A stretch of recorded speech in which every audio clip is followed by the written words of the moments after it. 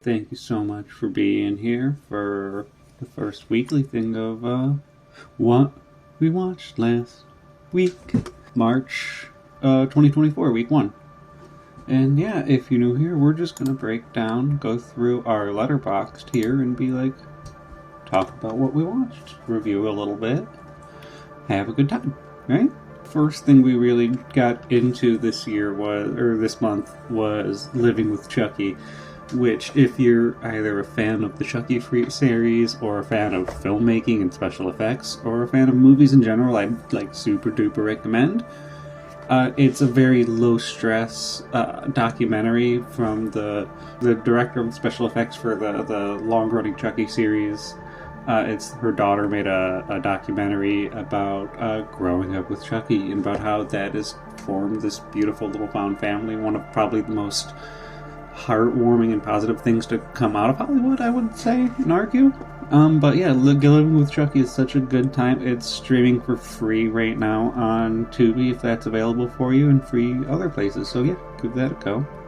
And I don't think it needs any real introduction, but Five Nights at Freddy's, one of the biggest movies of 2023 I finally got to watch. It's really witty, even if it's pretty small and even if it's a really small and run-of-the-mill slasher movie. I think it does a really good job with its PG-13 rating, and like Matthew Lillard just kills it. And I from what I understand, Five Nights at Freddy fans love it, and that's so great for them. It's an important movie. It's important that horror is being recognized. Yeah, I really liked Five Nights at Freddy's. I'm really happy this exists. I don't think it does anything like particularly awfully. It's a completely competent movie. We also watched Studio 666. That's the Foo Fighters. The Foo Fighters wanted to make a movie, so they decided to make this, and it's like this horror slasher possession movie. The Foo Fighters play themselves. Everybody seems like they're having a fun time. It's really bloody and gory. The effects are really fun. Again, it's really well put together. It doesn't do anything particularly like terribly. We also got to put on one of my favorite animated shows of all time, Genndy Tartakovsky's Primal. It's like you took the characters from Disney Pixar's The Good Dinosaur, which is apt because from what I read, it sounds like this series was originally put on hold because The Good Dinosaur was so similar. But it's like you took the characters from The Good Dinosaur and you just had them relive the opening scene of Up, the most traumatizing moments of their lives, over and over again, and intercut that with the most gratuitous violence you have ever seen. Some of the best 2D animation that has ever been put to screen, and I will stand by that. I think we're getting a season 3, but from what I understand, it's going to be entirely different, so I think the first 2 seasons of Primal kind of stand on their own. We also watched Grabbers, which is on Shudder. This really awesome little alien throwback horror movie. It doesn't take itself seriously. It's quite literally the drunkest drunk fun you can imagine, and it's really dumb fun. I really want more things like Grabbers to exist. It's just an alien invasion movie with drunk people. I love that this exists, and I want more things like it. Now, on the other hand, on the opposite side of that, like another alien invasion flick, but more recent, No One Will Save You, that's a completely dialogueless movie, so you can watch it. Anyone should be able to watch this movie and understand what's going on. You should be able to understand what's going on in this movie without being able to hear it all. And I think that's such a triumph to motion pictures in general, because that's not easy to do. It shows how good the filmmakers are at blocking and crafting just a movie. Nobody talked about this at all last year, I don't think. I'm so glad it was covered on the Dead Made Horror Awards, otherwise I would have missed it. I'm so happy this exists. If you haven't seen it, it's just someone living in a house alone and being invaded by aliens. And the tension from that and what follows. Like, that's the entire motion picture. And then we have Bone Tomahawk, which I have heard time and time again how good this movie is. And I think it's really well put together. But when it comes down to it, it's not a really imaginative movie.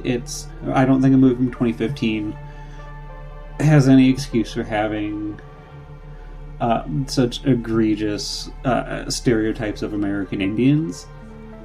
Even if, like, these ones are extra savage, which makes it okay, and they're indicated of being extra savage by dredging them in flour and doing body modification.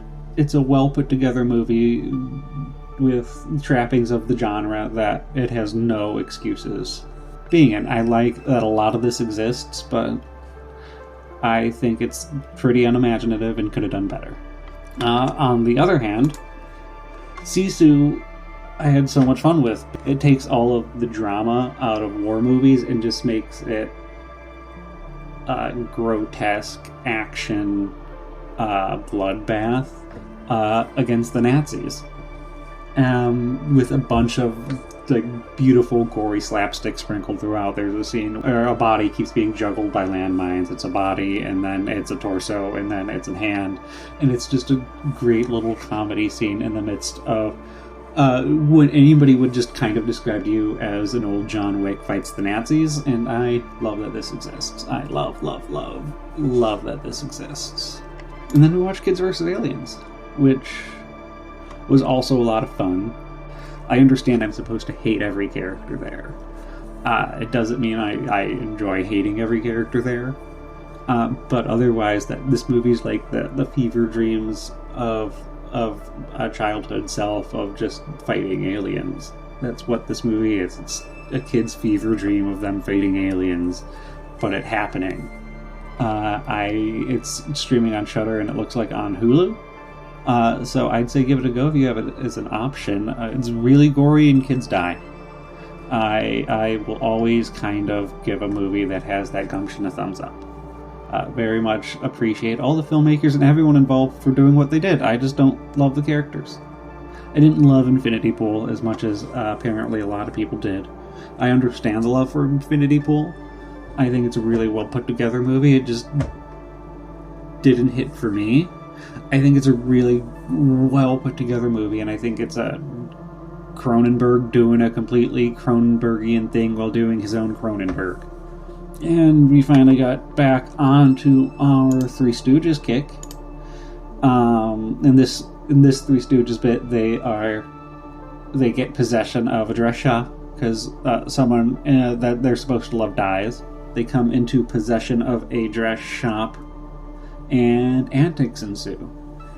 It's a Stooges short. It's fine. I'm surprised there's not less woman-hatey jokes in this one, considering it's at a dress shop.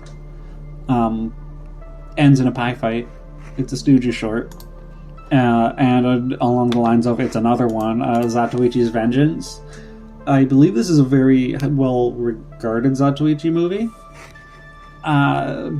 But I thought it was a little run-of-the-mill for the Zatoichi series with really well-done cinematography. It felt just like another Zatoichi story with really well-crafted cinematography. And then we have more Stooges. We have Grips, Grunts, and Groans, where the Stooges are not for the first time. We've seen them boxing before, but here they're in the ring again. And this is everything that was funny about that last boxing short, taking everything better. Everything here is better. Everybody is more reactive. Everybody is more energetic. This has so far been my absolute favorite Three Stooges short. And then we have The Northman, which I got to watch last year. It's not up for the first time I've seen this. And I really, after rewatching it, I really appreciate those opening scenes where it shows that the protagonists are not good people. It's a really grounded Nordic epic that never kind of loses itself in its epic scope. It stays laser focused on what it wants to say and do, and I appreciate that. I found the world that this movie inhabits to be very dark and beautifully mystic. I thought the characters were flawed and well performed. Alexander Skarsgård is great. He really channels his dad, and he channels his dad so much that I wanted to go see his dad in a similar role. I'm really happy that every part of this movie is a thing. this one, it starts with the Stooges just talking about how much they hate their wives while their wives are supporting them financially because the Stooges are unemployed. Which I don't understand why you're talking about how much you hate your wife while she is supporting you financially.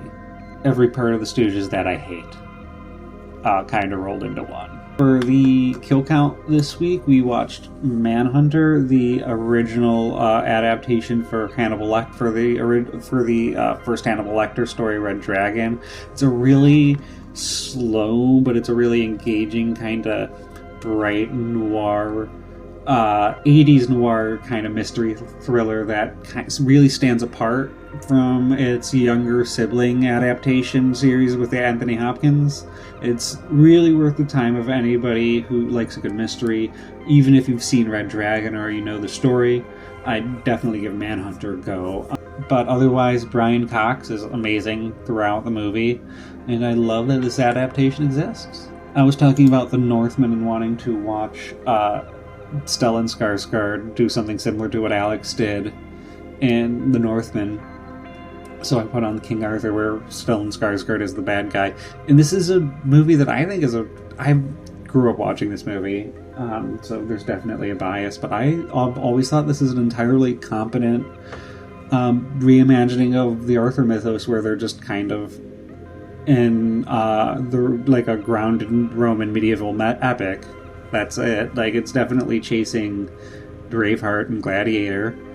It's definitely derivative, but it doesn't do anything particularly badly. I think all the action scenes are fine. I think all the dialogue is fine. I think it's all just very derivative.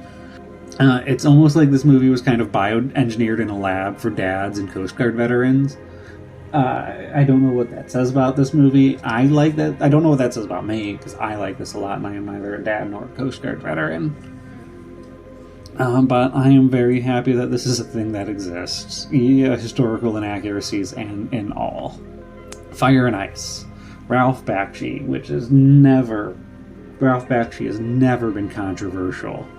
Knowing Bakshi's backstory, I've written papers on Ralph Bakshi.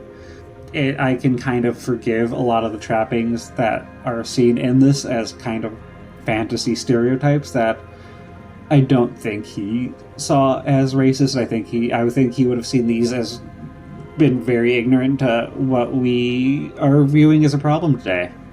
I just don't think he would have been aware of it, because I think Ralph Bakshi is someone who grew up very aware of racial issues. That being said, beyond the abundance of animated tits and ass, and great man ass as well, thank you, their characters are really strong in this really dark, low fantasy epic that channels a bunch of Conan the Barbarian.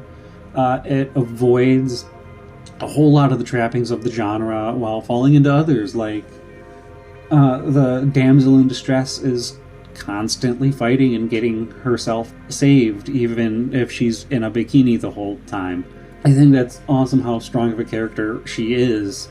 That being said, all the bad guys are dark-skinned and grunting. They're orcs, which is, again, a trapping of the genre that, from start to finish, coming off of like watching his other movies, I've seen most of Bakshi's work. It feels like Bakshi really kind of expanded his skills and the scope of what he wanted to do to make, I'd say, this is his most cohesive animated picture. And I'm glad that so much of what he did here exists. Really big fan of Bakshi and what he does. And then we rounded out the month watching Silence of the Lambs, because I'm going to be on a little trip next week, so I'm not going to be able to be in town next Friday to watch it then. But there's many, many reasons that this movie won Best Picture, from the writing to the direction to the characters. Everything is like finely crafted and put here for a purpose.